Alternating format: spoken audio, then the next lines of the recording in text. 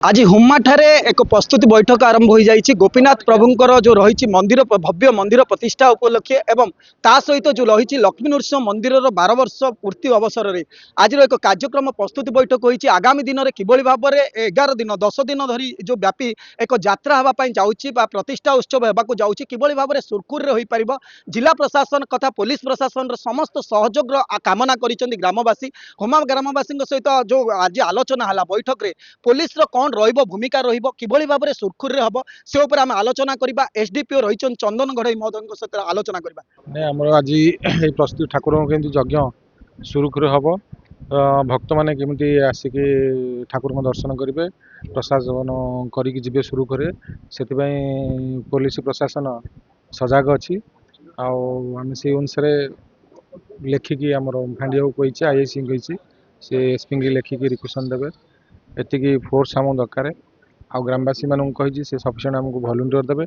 ग्रामवासी पुलिस समस्ते मिसिकी ठाकुर काम कि सुरुखुर हम से बाबद आम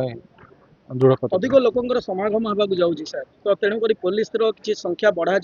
ना सर निश्चित पुलिस संख्या आम बढ़ाबू से अनुसार आम कहीचु जो ठाकुर प्रसाद सेवन हम जो मीना बजार हम तार वाकेबल डिस्टेंस रे रोड सेपटे आपण पार्किंग करने को स्वतंत्र पार्किंग करेंगे द्वितीय से कहुई जो जो जगह भिड़ हम से कहुई सीसी कैमेरा लगे तापर आम गोटे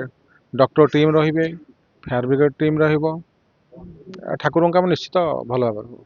निश्चित भाव में पुलिस प्रतिश्रुति देती हुम्मा ग्राम पंचायत को किभली भाव में आम जहाँ कहीचु आपण अक्षर अक्षर पालन करूँ निश्चय भाव में यही जो रही प्रतिष्ठा उत्सवटी निश्चय भाव में सफल हो पार आम आलोचना करवा अनेक रही अधिकारी रही तहसिलदार सहित आलोचना करवा किभली रही जिला प्रशासन तरफ कौन सब बंदोबस्त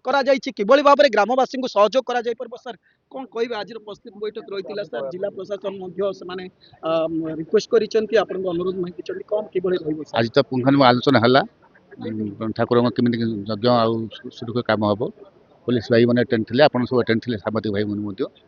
डिटेल होती मेन समस्या पानी समस्या क्यों देव आम आरडब्ल्यूएस कथा हूँ कथा पानी समस्या दूर करूँ ता संगे माने इलेक्ट्रिसिटी व्यवस्था टाटा पावर से कथा तार सुचारू मेडिकल कथा पार्किंग कथा सब समय डिस्कस इश्यू हेनी समाधान हो सर जो रही सबुठ गुरुत्वपूर्ण रही हुम्माटी आज पर्यंत सर तार जो रही जातीय राजपथर समस्या रही अधिक गुरुत्व गुरुत्व दिखाई पुलिस भाई मैंने ट्राफिक भलेंटियर मान अनुरोध कर गाँववासी मान सुचारू रूप हो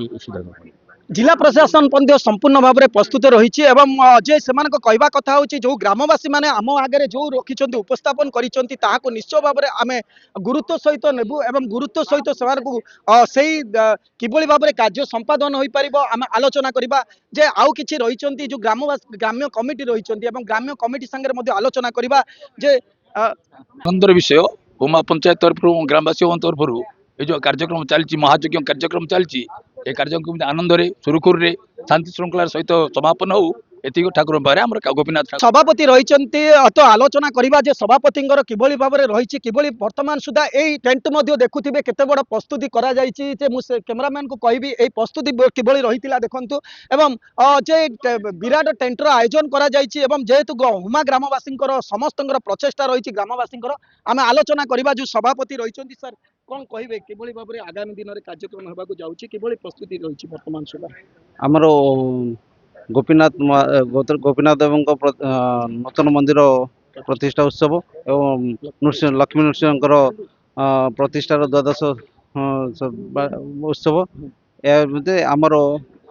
विश्व शांति महायज्ञ अनुष्ठित होती किपरि आमर आखपाख अंचल सब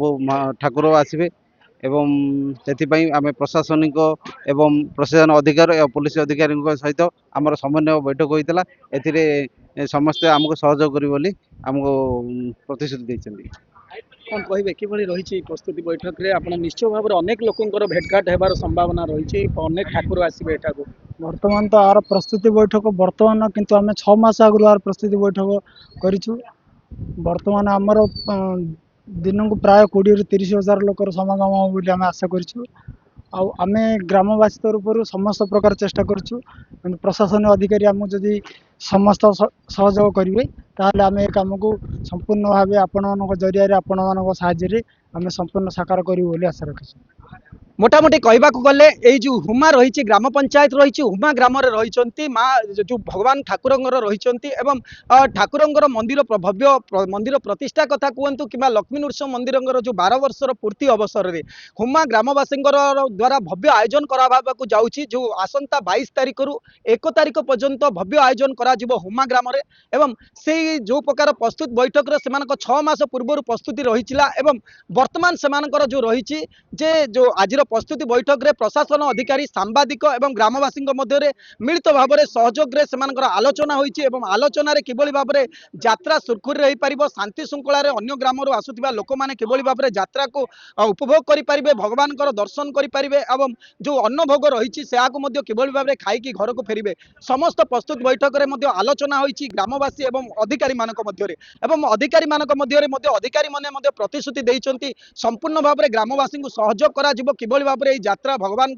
जो यात्रा रही किभली भाव में ताहाको समापन करा संपूर्ण भाव में ए प्रस्तुत बैठक रे आलोचना होती आगामी दिन में आलोचना हम एवं किभली भाव में आहरी रही दिन रही एवं किभली भाव में पुलिस प्रशासन तरफ परमिशन कथा कहतु सीसी कैमेरा कथा कहतु अनेक गुरुत्वपूर्ण उपर आलोचना होती पानी किभली भाव में पानी अभाव रही लोक मान असुविधार सम्मुखीन हेबनी ए उपर तमाम आलोचना होती आज प्रस्तुत बैठक में देखा जाऊ आगामी दिन में ठाकुर कार्य किभली भाव में समापन होची जो हुमा ग्रामवासी जो रही एत बड़ आयोजन कर सफल रूपायन हो पार संपूर्ण भाव में जो पुलिस अधिकारी कथा कहतु जिला प्रशासन अधिकारी कथा कहतु संपूर्ण भाव में किभली सहयोग कर कार्य को समापन हो समस्त आशीर्वाद रही